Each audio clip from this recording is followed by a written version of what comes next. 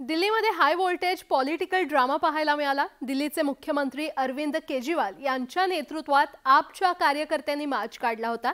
आमच्यापैकी कुणालाही अटक करण्याचे आव्हान केजरीवाल यांनी दिलं होतं आणि आपच्या कार्यालयापासून काढलेला हा मार्च भाजपच्या कार्यालयापर्यंत जाणार होता, पण त्याआधीच पोलिसांनी त्यांचा मार्ग रोखला।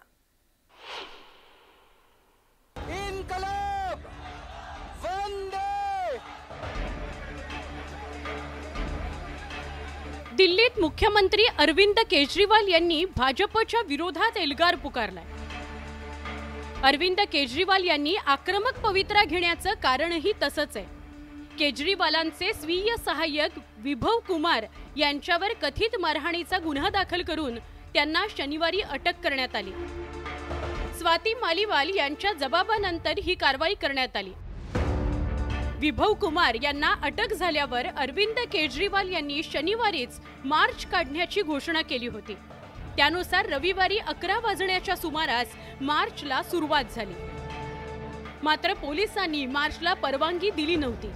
मोठ्या संख्येने आपचे कार्यकर्ते रस्त्यावर उतरल्यामुळे पोलिसांनी मोठा बंदोबस्त ठेवला होता।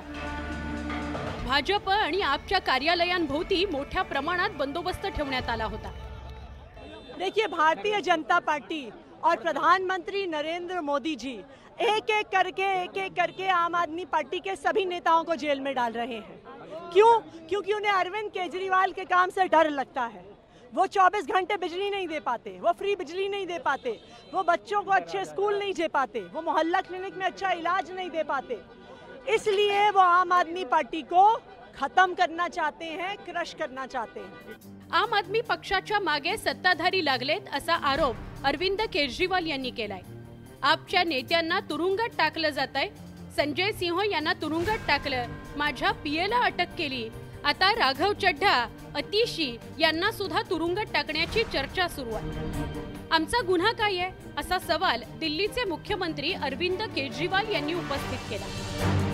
अरविंद केजरीवाल यांनी मार्च काढण्याची घोषणा केली, तर दुसरीकडे पोलिसांनी जमावबंदी लागू केली।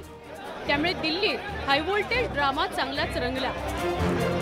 तर आपचे नेते मूळ मुद्द्यावरून लक्ष विचलित करण्याकरता असले प्रकार करतायत असा टोला भाजपकडून लगावण्यात आला। तो शीश शहर में क्या क्या काले कर्म होते हैं ये दिख रहा है आप लोगों को।